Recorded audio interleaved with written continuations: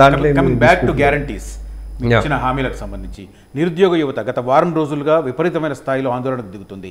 వాళ్ళకి ఇచ్చిన job calendar కానీ, నంబర్ పోస్టులు కానీ, తర్వాత గ్రూప్లో రేషియోస్ కానీ ఇవేవి ఫుల్ఫిల్ కాలేదు, మాకు ఇచ్చిన హామీలు అని చెప్పి రోడ్డెక్కుతున్న పరిస్థితి. ఎందుకు నిరుద్యోగుల అంశాన్ని పక్కన పెట్టింది ఈ ప్రభుత్వం? నిరుద్యోగ అంశాన్ని పక్కన పెట్టలేదు శర్మ గారు. నిజంగా చెప్పాలంటే నిరుద్యోగులు మా ప్రభుత్వ ఏర్పాటులో చాలా కీలక పాత్ర పోషించారు. వాళ్ళ యొక్క ఆలోచనలు, వాళ్ళ యొక్క బాధల్లో మేము అర్థం చేసుకునే పరిస్థితిలోనే ఉన్నాము. అలా అర్థం చేసుకున్నాం కాబట్టే కేసీఆర్ గారు 10 ఏళ్ళు నెగ్లెక్ట్ చేసి నిర్లక్ష్యం చేసిన గ్రూప్ 1 గ్రూప్ 2లను మేము ప్రకటించి వాటిని సక్సెస్ఫుల్గా రన్ చేస్తున్నాము. ఏది అంత పెద్ద లీకేజీ స్కామ్ల తర్వాత కూడా ఇది మీరు నోట్ చేసుకోండి. సో కేసీఆర్ గారికి లేక ఒక్కసారి 9.5 సంవత్సరాల తర్వాత పరీక్ష పెడితే అది ఖండాంతరాలు దాటింది. ఆ ఖ్యాతి మీకు తెలుసు. మీ వాట్సాప్లలో, టెలిగ్రామ్ గ్రూపుల్లో, వాట్సాప్ గ్రూపులలో సర్క్యులేట్ అయింది క్వశ్చన్ పేపర్. సో ఆ పరిస్థితి నుంచి తేరుకొని వాళ్ళ కోసం గ్రూప్ 1 గ్రూప్ 2లు, తర్వాత మొన్న డిఎస్సి ఇప్పటికి అయిపోతుండే. డిఎస్సి కన్నా ముందు మాకు టెట్ పెట్టాలని నిరుద్యోగుల నుంచి అభ్యర్థన వచ్చింది.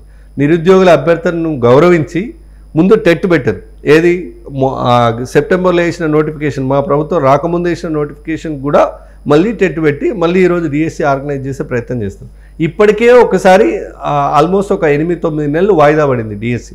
ఇంకా వాయిదా వేయమని కొంతమంది కోరడం నిజంగా చదువుకునే వాళ్ళు ఎవరు అంత ఇదిగా డిమాండ్ చేస్తున్నట్టుగా లేదు. కొంతమంది డెఫినెట్గా వాళ్ళ ఆలోచనలో నిజం ఉంటే, నిజాయితీ ఉంటే ఈ ప్రభుత్వం స్వీకరించి వాళ్ళ సమస్యను పరిష్కరించడానికి ఎప్పుడు సిద్ధంగా ఉంది. ఒక పాయింట్ ఉంది, ఒక ఎగ్జామ్కు ఇంకొక ఎగ్జామ్కు మధ్య గ్యాప్ ఉండాలి, తద్వారా మాకు ప్రిపరేషన్కు టైం దొరుకుతుంది అనేది వాదన. మీరే అంటారు కదా, రేపు మీరేంటంటే జాబ్ క్యాలెండర్ అనేది ఇచ్చారు, మరి మీరు చెప్పినవన్నీ వాయిదాలే పడుతున్నాయి, మీకు టీఆర్ఎస్ ప్రభుత్వానికి తేడా ఏంది అంటారా అనరా?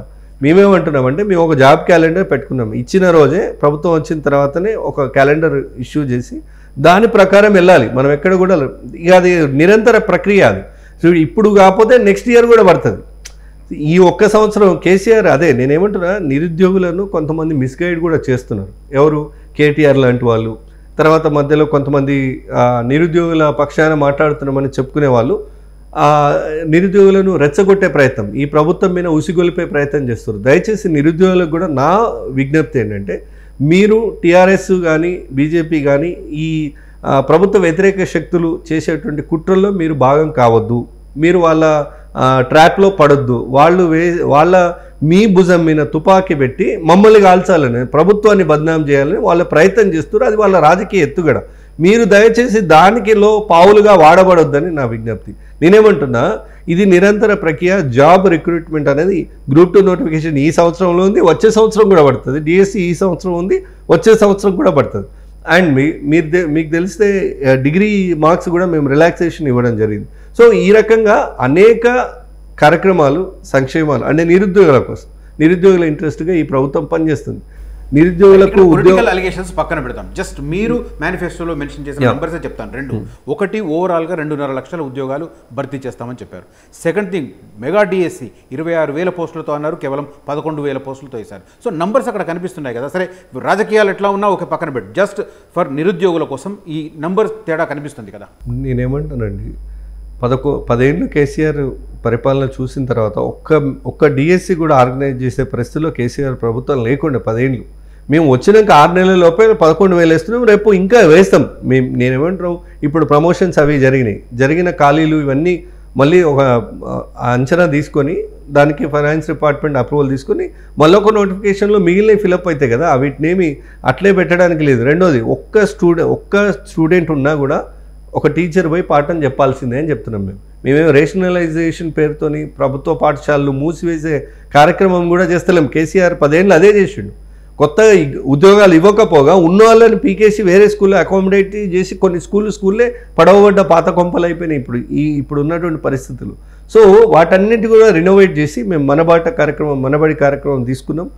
జనాల్లోకి ప్రొఫెసర్ జయశంకర్ గారి పేరు మీద తీసుకున్నాం. ఆ కార్యక్రమం కూడా ఊరికే తీసుకోలే, ప్రొఫెసర్ జయశంకర్ గారి గుర్తుగా యాదిగా ఆ మాట తీసుకొని మేము పోయినాము. అక్కడ ఉన్నటువంటి మౌలిక వసతులు అభివృద్ధి చేసే కార్యక్రమం చేసినాం.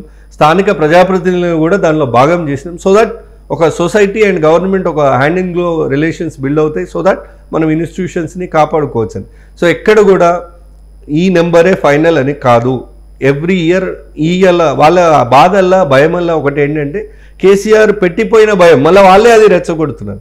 10 ఏళ్ళు ఇవాళ వేసిన నోటిఫికేషన్ మళ్ళీ ఎన్నేళ్ళకో అనే భ్రమంలో వాళ్ళు ఒక భయంలో ఆందోళనలో వాళ్ళు ఉండడం జరుగుతుంది. బట్ అట్లాంటి సమస్య లేదు. రాష్ట్ర ప్రభుత్వం ఇచ్చిన మాట కట్టుబడి జాబ్ క్యాలెండర్ ఇస్తామన్నాం, ఇచ్చినాం. వాటి ప్రకారం నియామకాలు చేపడుతున్నాం. వచ్చే సంవత్సరం కూడా మళ్ళీ జాబ్ క్యాలెండర్ ప్రకారం ఖాళీ ఉన్న పోస్టులు ఐడెంటిఫై చేసి మళ్ళీ నోటిఫికేషన్ ఇస్తాం. మళ్ళీ మీకు ఉద్యోగ అవకాశాలు వస్తే డెఫినెట్గా మీరు ప్రయత్నం చేసుకోవచ్చు. అసలైన తొలి వెలుగు. ఫాలో వాట్సాప్ @తొలి వెలుగు official.